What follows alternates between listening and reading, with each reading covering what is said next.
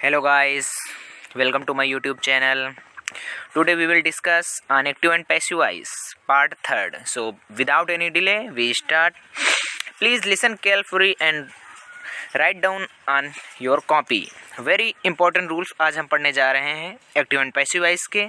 So this is very important fact of active and passive voice because imperative sentence active and passive voice most important.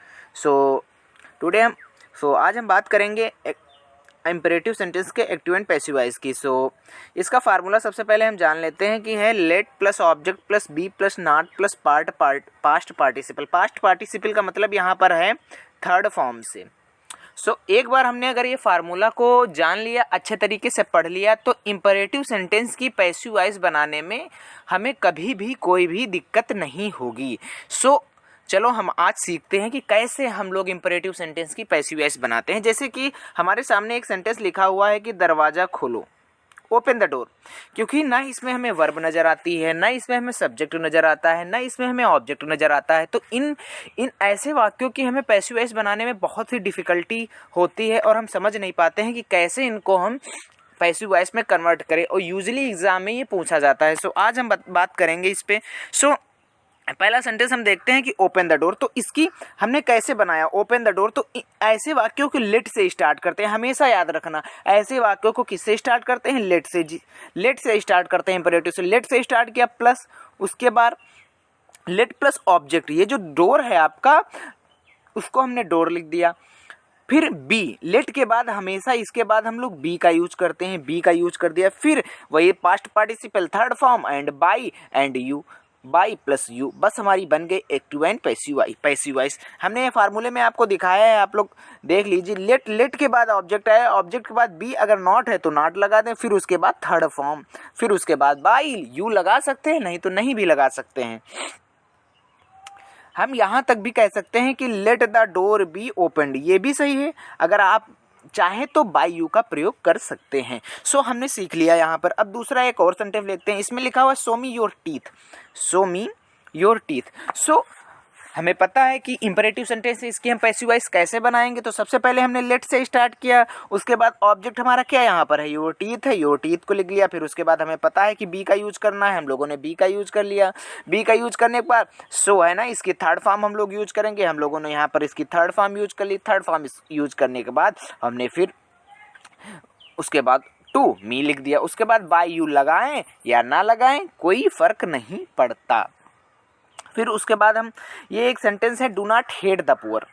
माना ये है, लेकिन इसमें क्या है कि गरीबों से घृणा मत करो. तो एक प्रकार से मत करो इम्परेटिव से. दरवाज़ा खोलो, अपने दांत दिखाओ, खिड़की बंद कर दो. तो इस टाइप की सेंटेंस है. तो इसमें क्या करेंगे? वही लेट से स्टार्ट कर देंगे. फिर हम अपना ऑब्जेक्ट उठा लेंगे. द पुअर यहाँ पर ऑब्जेक्ट है, ऑब्जेक्ट उठा लिया. फिर उसके बाद नॉट यहाँ पे आया है ना, ये देखो नॉट आया. तो उसके बाद हमने नॉट बी का यूज करेंगे. ऊपर हमने फार्मूला में देखे हैं. उसके बाद फिर वही थर्ड फॉर्म हेट की थर्ड फॉर्म हेटेड, फिर बाई यू का यूज कर देंगे. बस बन गई हमारी एक्टिव एंड पैसिव वॉइस. और गाइस, जो लोगों ने हमारी पहला पार्ट और दूसरा पार्ट नहीं देखा है एक्टिव एंड पैसिव वॉइस का, बहुत ही इंपॉर्टेंट है. विदाउट एनी रूल हमने बताया है कि कैसे पैसिव वॉइस को सॉल्व करेंगे. यहाँ पर अथवा इसका हाँ एक और है कि अगर ऐसे सेंटेंस आते हैं तो हम दो तरीके से बना देते हैं. अगर जैसे क्या गया do not hate the poor, कि गरीबों से घृणा मत करो. इसका एक और भी वो हो सकता है कि आपको सलाह भी दी जा सकती है. आपको सलाह भी दी जा सकती है कि गरीबों से घृणा मत करो. तो यू आर एडवाइज्ड. इस प्रकार से भी हम पैसिव वॉइस को बना सकते हैं. लिख सकते हैं कि you are advised not to hate the poor. You are advised not to. यहाँ पर ऐसे बनाएगा not to hate the poor. Do not की जगह पर केवल नॉट टू का प्रयोग कर देंगे. नॉट टू का प्रयोग कर देंगे और हमारी बन जाएगी passive voice. So guys, I hope you understand. उसके बाद हम बात करते हैं tell him to go there. Tell him to go there. अब इसमें भी हमें कुछ पता नहीं चल रहा है तो हम भी वही करेंगे, लेट से स्टार्ट करेंगे. लेट से स्टार्ट करने के लिए हम लोग देखेंगे यहाँ पर कि लेट हो गया. फिर उसके बाद ऑब्जेक्ट क्या, यहाँ पर हिम को लेंगे, क्योंकि यहाँ पर हमें एक सब्जेक्ट ऑब्जेक्ट के रूप में दे रखा है. तो इसमें हम लोग यहाँ पर हिम का प्रयोग करके, फिर उसके बाद वही बी, फिर उसके बाद टेल की थर्ड फॉर्म टोल्ड, फिर उसके बाद टू गो देयर, फिर वही ऑब्जेक्ट उतार दिया हमने. तो देखा ना आप लोगों ने किस तरीके से हम लोग, और यही एग्जाम में बेसिकली पूछे जाते हैं. मैंने उन्हीं सेंटेंस को लिया है जो एग्जाम में बार बार रिपीटेड हैं. हैं। सो आप इन्हीं को अच्छे से कर लीजिए, एक बार रिवाइज कर लीजिए, अच्छे से कंठस्थ कर लीजिए, कभी भी गलत नहीं होने वाले। फिर उसके बाद देखो यहाँ पर लिखा है कि प्लीज़ सिट डाउन।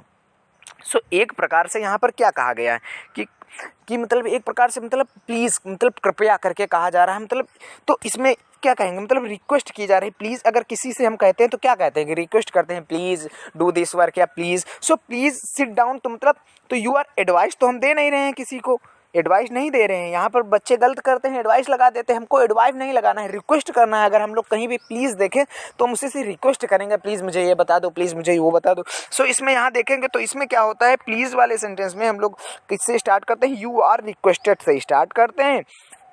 और यू आर रिक्वेस्टेड से स्टार्ट करके हम लोग यू आर रिक्वेस्टेड से रिक्वेस्ट करके टू के बाद पूरा सेंटेंस ऐसे ही उतार देते हैं, टू के बाद ऐसे ही राइट डाउन कर देते हैं। सेंटेंस को हमारी बन गई passive voice, you are advise to sit down. बताओ कितना इजीली है समझाना। सो यहाँ पर हम बात करते हैं आगे मैंने बहुत से एग्जाम्पल लिए हैं, मतलब इस पूरी वीडियो को आप लोग अंत तक देखिएगा, आपके पैसिव वॉइस कभी भी गलत नहीं होने वाले। इंपरेटिव सेंटेंस मैंने हर टाइप लिया है, हर टाइप मैंने क्लियर कराया है। उसके बाद देखो हम लोग देखेंगे यहाँ पर shut your mouth.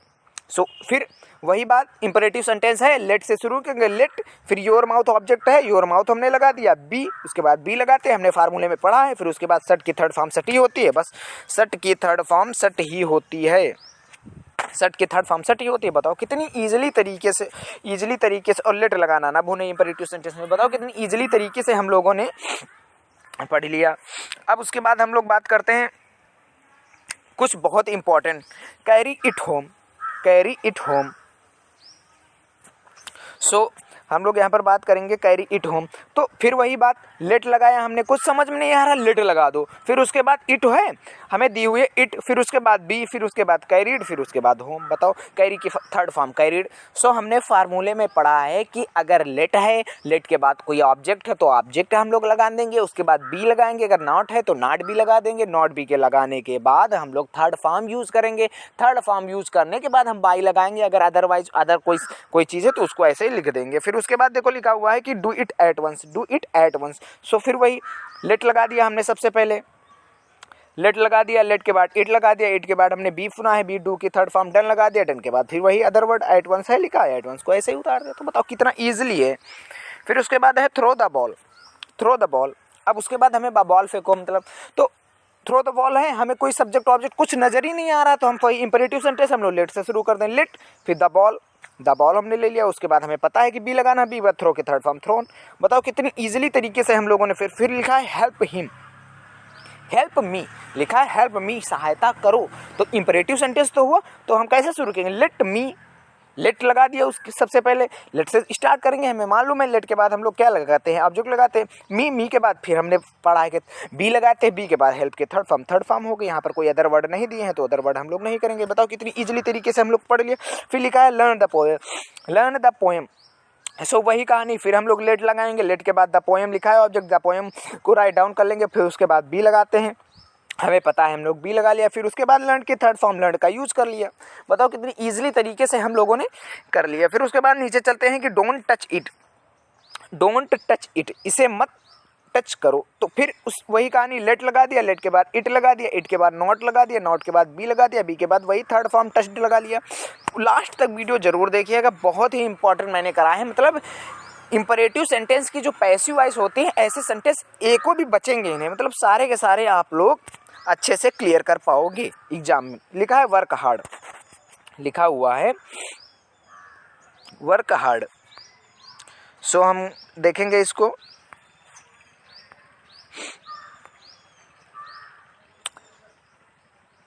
So work hard, कठिन परिश्रम करो। अब कोई तुमसे अगर कहेगा कि वर्क हार्ड, कठिन परिश्रम करो, तो आप क्या कहेंगे, हाँ, तो आपको कोई सलाह ही तो देगा कि कठिन परिश्रम करो तभी अच्छा फल आएगा, या अच्छे से पढ़ाई करो, खूब मेहनत करो। तो कोई कहेगा तो आपको क्या करेगा, एडवाइस ही तो देगा। अगर आपको एडवाइस दे रहा तो हम बहुत ईजिली हो गया, हमने क्या लिया, यू आर एडवाइस्ड। फिर उसके बाद हम लोग ये याद कर लें कि हम लोग टू का यूज करते हैं, बस टू का यूज करने के बाद हम लोग सेंटेंस को वैसे ही राइट डाउन कर देते हैं, बस बन गई हमारी पैसुए। फिर उसके बाद लिखा है गेट आउट। आप किसी से यही तो कहेंगे गेट आउट, तो क्या कहेंगे, आप किसी को ऑर्डर ही तो देंगे। तो यहाँ लिखा है गेट आउट, तो you are ordered, you are requested या यू आर एडवाइज्ड या यू आर ऑर्डर्ड, तो हमेशा उसके बाद हम लोग टू का यूज़ करेंगे। टू के यूज़ करने के बाद जैसा सेंटेंस लिखा हुआ है वैसे ही राइट डाउन कर देंगे और बन गई हमारी पैसिव वॉइस।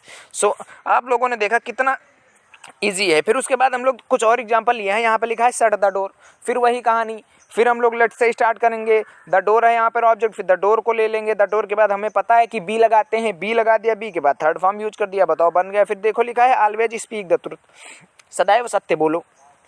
सो फिर हम कहेंगे यहाँ पर, फिर हम लोग लेट से, क्योंकि इंपरेटिव सेंटेंस है ना, हमें पता चल रहा है। सो सदैव सत्य बोलो, तो हम लोग लेट लगा दिया, फिर उसके बाद ऑब्जेक्ट को उतार लिया, द ट्रुथ उतार लिया, फिर उसके बाद ऑलवेज उतार लिया, फिर उसके बाद बी, क्योंकि ऑलवेज यहाँ पर दिया हुआ है तो उसको हमने ले लिया। फिर बी के बाद स्पोकन, स्पीक के थर्ड फॉर्म स्पोकन। फिर उसके बाद लिखा है क्लीन योर रूम, क्लीन अपना रूम साफ करो। सो यहाँ पर ये भी इंपरेटिव सेंटेंस है। सो यहाँ पर हम देखेंगे, फिर लेट से स्टार्ट कर देंगे। फिर योर रूम यहाँ पर है तो योर रूम यहाँ पर हमने ऑब्जेक्ट लिखा, फिर उसके बाद बी का यूज कर दिया, फिर क्लीन के थर्ड फॉर्म क्लीन्ड लगा दिया। बताओ हो गया कितनी ईजिली तरीके से। फिर उसके बाद लिखा हुआ है learn your lesson, learn your lesson है लिखा हुआ है। सो हम लोग देखेंगे लिखा हुआ है लर्न योर लेसन। सो इसकी हम कैसे बनाएंगे, वही बेसिक फार्मूला है एक जो मैंने पहले बताया है। लेट लगाएंगे, लेट के बाद हमने योर लेसन है ऑब्जेक्ट है, योर लेसन को ले लिया। योर लेसन को लेने के बाद हम लोग बी का यूज कर लेंगे, बी का यूज करने के बाद लर्न थर्ड फॉर्म लगा देंगे लर्न की, बताओ बन गया। अब देखो यहाँ पर प्लीज का यूज हो गया, आप लोगों ने देखा यहाँ पर देखो प्लीज़ का यूज होगा। तो प्लीज़ के लिए हम लोग ने सुना है कि यू आर रिक्वेस्टेड लगाते हैं, यू आर रिक्वेस्टेड लगाते हैं। तो हम लोग देखेंगे यू आर रिक्वेस्टेड हम लोगों ने लगा दिया। फिर उसके बाद क्या करना है, केवल टू को लगाने के बाद सेंटेंस को ऐसे ही राइट डाउन कर लेना है, do me a favour to tonight, बताओ बन गया पैसे। कितना ईजी है। आप लोग अगर अच्छे से एक बार देख लेते हैं वीडियो, एक बार नहीं समझ में आया दूसरी बार देख ले तो कभी भी गलत नहीं होने वाले।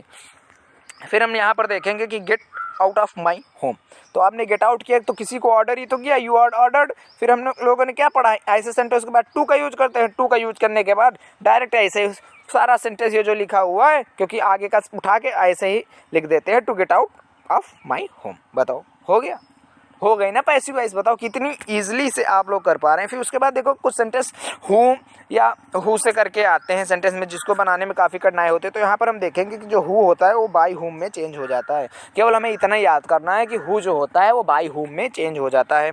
सो हम लोग देखेंगे यहाँ पर कि कैसे किस प्रकार का सेंटेंस है। सो यहाँ पर लिखा है who has written this book, who has written this book. हमें पता है कि हु को बाई हुम में चेंज होता है, हम कुछ नहीं करेंगे, बाई हुम में चेंज कर दिए, बाई हुम में चेंज कर दिया। उसके बाद वही वर्ब उतार दिया हमने।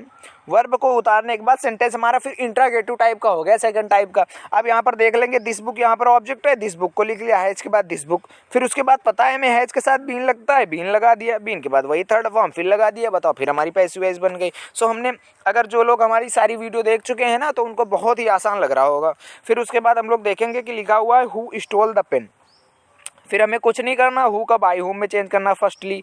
फिर उसके बाद देखो ये कौन से सेंटेंस आ गए जिनमें वर्ब मतलब सेकंड पार्ट पास्ट वाले सेंटेंस आ गए। पास्ट वाले में हमने बताया था कि वाज या वर का यूज होता है पहली वीडियो में। सो वाज या वर, वाज लगा दिया क्योंकि इसके अकॉर्डिंग द पेन के अकॉर्डिंग हमने वाज लगा दिया। फिर वही द पेन उतार लेंगे, फिर उसके बाद वही थर्ड फॉर्म स्टोल के थर्ड फॉर्म स्टोलन। बताओ इजीली से हो गया। सो गाइज आई होप आपको वीडियो बहुत ही अच्छी लगी होगी।